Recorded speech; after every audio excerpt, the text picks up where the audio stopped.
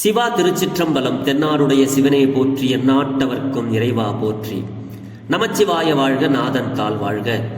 இமைப்பொழுதும் என் நெஞ்சில் நீங்காதான் தாள் வாழ்க. ஈர்த்து என்னை ஆட்கொண்ட எந்தை பெருமான் நம் பெருமான் சிவபெருமான் திருவடிகளை மனம் மொழி மெய்களாலே வணங்கி எம் பெருமக்கள் நாயன்மாருடைய திருவடி தாமரைகளை இதய கமலத்தில் வைத்து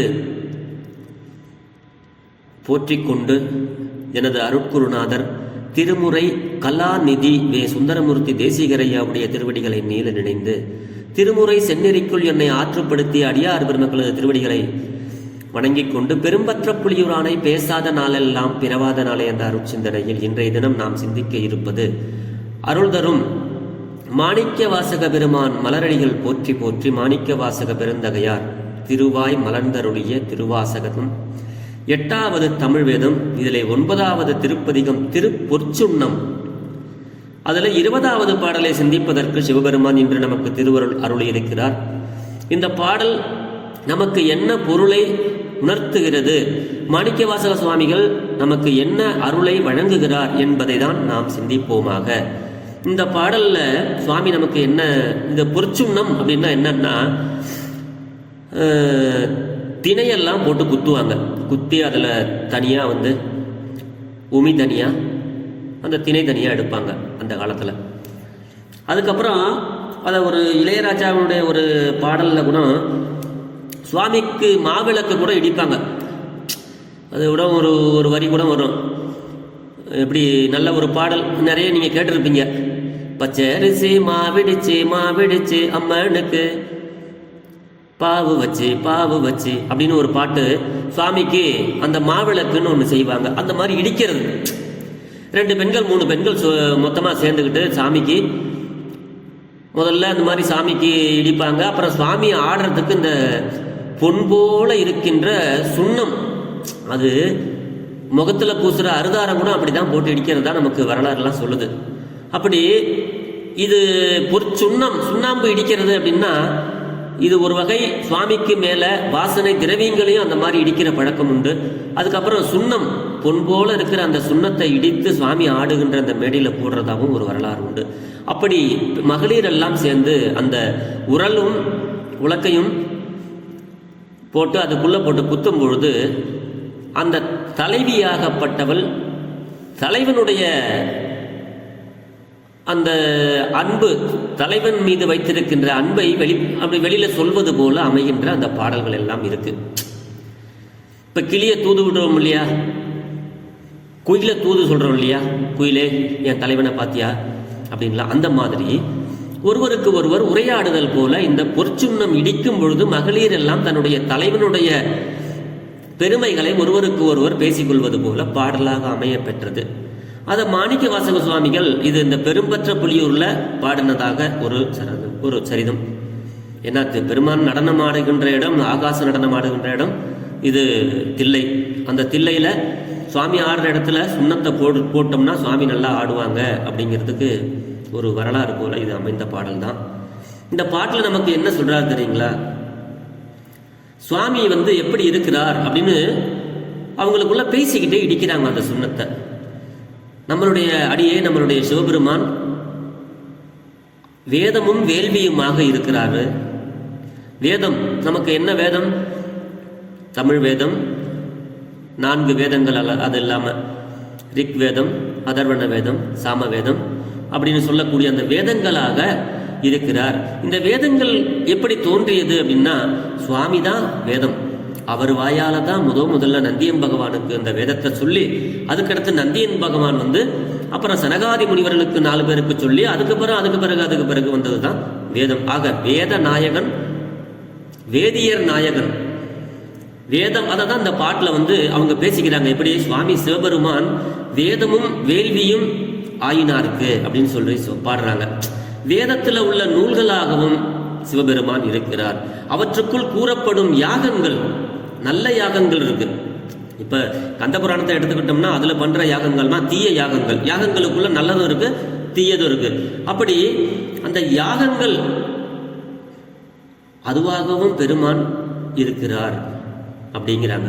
சுவாமி வேதமாகவும் இருக்கிறாரு, அப்படி வேள்விகளாகவும் இருக்கிறார். ஞானசம்பந்த பிள்ளையார் வேள்வி செய்யணும் அப்படின்னு அவங்க தந்தையார்கிட்ட வந்து சொன்னாங்க. தந்தையார் ஞானசம்பந்தருடைய தந்தையார், நான் ஒரு வேள்வி செய்ய போகிறேன், அதற்கு பொன் வேணும்னு ஞானசம்பந்தர்கிட்ட வந்து கேட்க, அப்ப அந்த திருவாவடுதுறையில் இருக்கிற சிவபெருமானுக்கிட்ட இடரினும் தளரினும் அப்படிங்கிற பதிகத்தை பாடி ஒரு பொற்கிழி, எடுக்க எடுக்க குறையாத ஒரு பொற்கிழியை சிவபெருமான் தன்னுடைய பூதகணங்களால் ஞானசம்பந்தருக்கு கொடுக்க, ஞானசம்பந்தர் அந்த பொற்கிழியை எடுத்து தன்னுடைய தந்தையார் இடத்துல கொடுத்து, இந்த உலகம் உய்யும் பொருட்டு சிவபெருமானே முன்னிறுத்தி நல்வேள்வி செய்க அப்படின்னு சொல்லி கொடுக்கிறார். அப்ப சிவபெருமான் வேள்வியாகவும் இருக்கிறார், வேதமாகவும் இருக்கிறார் அப்படிங்கிற ஒரு கருத்தை நமக்கு இந்த பாடல்ல வந்து அருளுகிறார் மாணிக்க வாசக பெருந்தகையார். அப்படி அடுத்த வரியில சொல்றாங்க, மெய்மையும் பொய்மையும் ஆயினாருக்கு அன்பருக்கு அன்பனே. இது வந்து மெய்மை. சுவாமி வந்து அன்பருக்கு அன்பனாக, அதாவது மெய்ப்பொருளாக இருக்கின்ற பெருமான், பொய்ப்பொருளாகவும் ஆனவரும் அவர்தான். அது எப்படி சொல்றது? அது அன்பருக்கு அன்பன், எட்டாத நினைந்தவருக்கு உள்ளத்தில் குடியிருப்பவன், நினையாதவர்களுக்கு தூரத்தில் இருப்பவன்.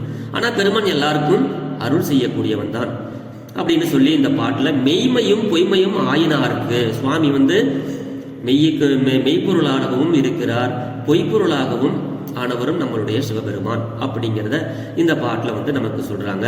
அடுத்து ஒளிமயமாகி இருளும் ஆனவரும் அவர்தான், இன்பமுமாக துன்பமுமாக ஆனவரும் அவர்தான் அப்படின்னு சொல்றாங்க பாருங்க. சோதியும் இருளும் ஆயினார்க்கு துன்பமுமாய் இன்பம் ஆயினார்க்கு. சிவபெருமான் தான் ஒளியாகவும் இருக்கிறார், சிவபெருமானே இருளாகவும் ஆனவர் நம்மளுடைய சிவபெருமான். அடுத்தபடியா துன்பமாகியும் அப்புறம் இன்பம்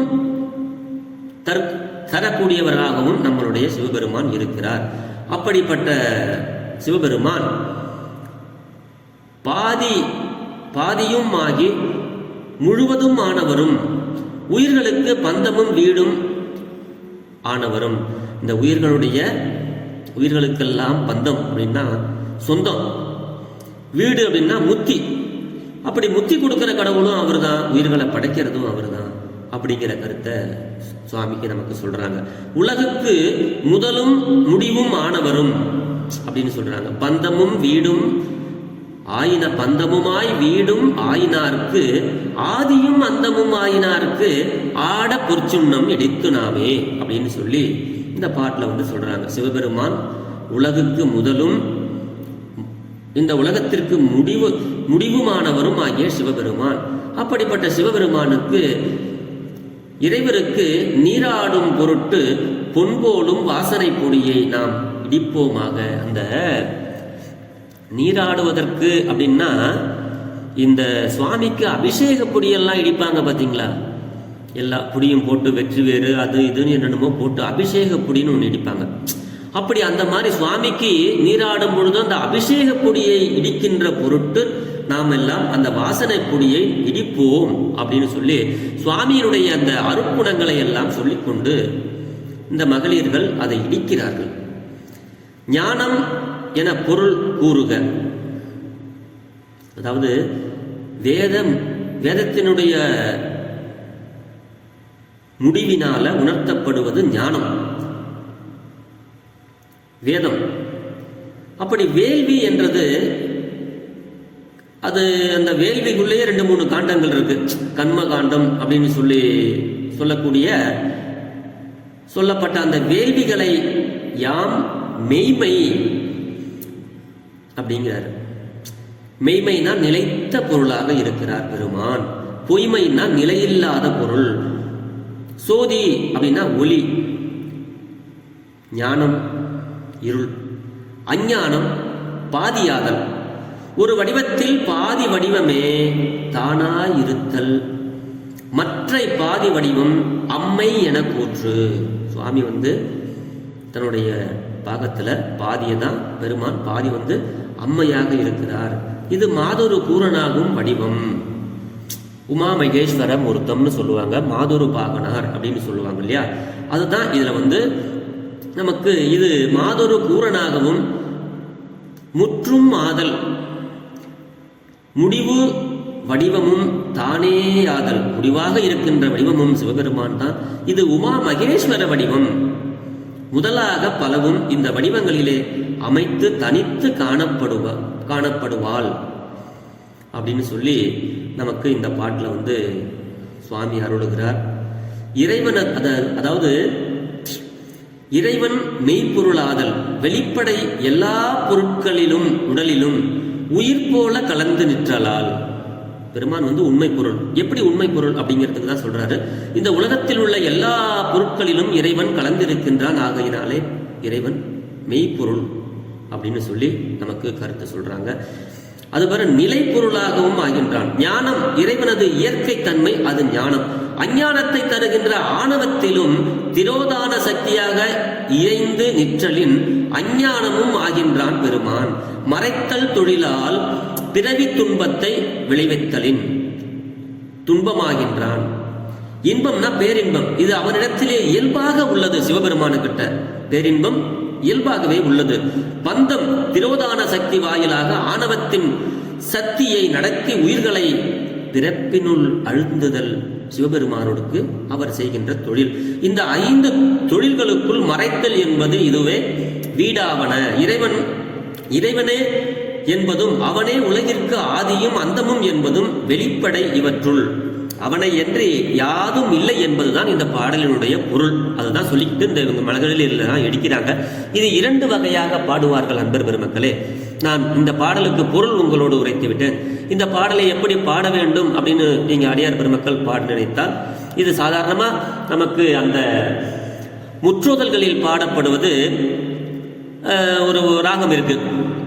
வேதமும் வேள்வியும் ஆயினார்க்கு, மெய்மையும் பொய்மையும் ஆயினார்க்கு, சோதியுமாயிருள் ஆயினார்க்கு, துன்பமாய் இன்பம் ஆயினார்க்கு, பாதியுமாய் முற்றும் ஆயினார்க்கு, பந்தமுமாய் வீடும் ஆயினார்க்கு, ஆதியும் அந்தமும் ஆயினார்க்கு, ஆட பொற்சுண்ணம் இடித்து நாமே, ஆட பொற்சுண்ணம் இடித்து நாமே.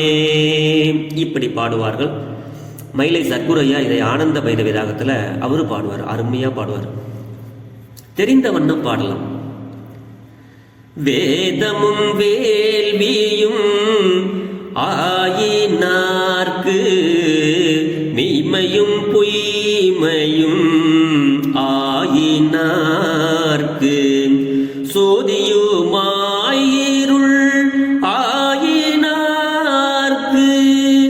துன்பமுமாய் இன்பம் ஆயினார்க்கு, பாதியுமாய் முற்றும் ஆயினார்க்கு, பந்தமுமாய் வீடும் ஆயினார்க்கு, ஆதியும் அந்தமும் ஆயினார்க்கு, ஆட பொற்சுண்ணம் இடித்தும் நாமே, ஆட பொற்சுண்ணம் இடித்தும் நாமே. இப்படி மயிலை சர்க்குரையா ஒரு அழகாக பாடுவார்கள். இதை பல ராகங்களில் பாடலாம். ஆனால் இது பொற்சுண்ணம் இடிக்கும் போது ஆனந்தமாக பாடுவது ஆனந்த மனோலயம். இறைவன் மீது முழுக்க முழுக்க நம்ம அவன் மீதே பற்று வைத்து அந்த இறைவன் மீது இருக்கிற அந்த ஆனந்தத்துல நம்ம அப்படியே அதிலே லாய்த்து போயிடுறோம். அதிலே அந்த ஆனந்த மனோலயம், ஆனந்தத்தில் அப்படியே மனசு அப்படியே லயமாயிடுது, லயித்து போயிடுது. அப்படி பாடக்கூடிய பாடல் தான் இந்த பாடல். பாட்டுக்கு பொழிப்புரை வேத நூலும் அவற்றுள் கூறப்படும் யாகங்களும் ஆனவரும் நம்மளுடைய சிவபெருமான். மெய்ப்பொருளும் பொய்ப்பொருளும் ஆனவராக இருக்கின்ற நம்மளுடைய சிவபெருமான். ஒளியும் ஆகி இருளும் ஆனவர் நம்மளுடைய சிவபெருமான். துன்பமும் இன்பமும் ஆயினாரும் பாதியுமாகி முழுவதும் ஆனவர் நம்மளுடைய சிவபெருமான். உயிர்களுக்கு பந்தமும் வீடும் ஆனவர் நம்மளுடைய சிவபெருமான். உலகுக்கு முதலும் முடிவும் ஆனவர் நம்மளுடைய சிவபெருமான். அப்படிப்பட்ட இறைவனுக்கு நீராடும் பொருட்டு நாம் எல்லாம் அவனுடைய புகழை பாடிக்கொண்டு பொன்போலும் வாசனை பொடியை நாமெல்லாம் இடிப்போம், இறைவனுக்கு தொண்டு செய்வோம் என்ற வகையிலே அமைந்த பாடல். இது போன்ற பாடல்களை பொருள் உணர்ந்து இறைவனுடைய அருட்குணங்களை நாம் எல்லாம் ஒருவருக்கு ஒருவர் பேசிக்கொள்வதுதான் அடியார்களுக்குள் இருக்கின்ற ஒற்றுமை, அவர்களுக்குள் இருக்கின்ற சிறப்பு. அப்படி அவனுடைய அருமையையும் அவனுடைய அருளையும் அவன் அடியார்களுக்கு அருள் பாலித்த விதத்தையும் நாம் எல்லாம் நினைந்து அவனுடைய திருவடி மீது பற்று வைத்து வீடு பேறு பெற வேண்டும், எல்லாம் முத்தி பெற வேண்டும் என்று இறைவனிடத்திலே விண்ணப்பம் வைத்து பெரும்பற்ற புலியூரானை பேசாத நாளெல்லாம் பிறவா நாளே என்ற அருள் சிந்தனையை நிறைவு செய்கிறேன். ஜெர்மனியில் இருந்து சிவபாலா. குறைவில்லாத உயிர்கள் வாழ்க, மேன்மைகள் சைவ நீதி விளங்குக உலகமெல்லாம், இன்பமே என்னாலும் துன்பமில்லை, அளவாய் சிவனடியே சிந்திக்கப் பெற்றேன் நானே. ஆழ்க தீயது எல்லாம் அரண்நாமமே சூழ்க, வையகமும் துயர் தீர்கவே வாழ்க சீர் அடியாரெல்லாம். சிவா. திருச்சிற்றம்பலம்.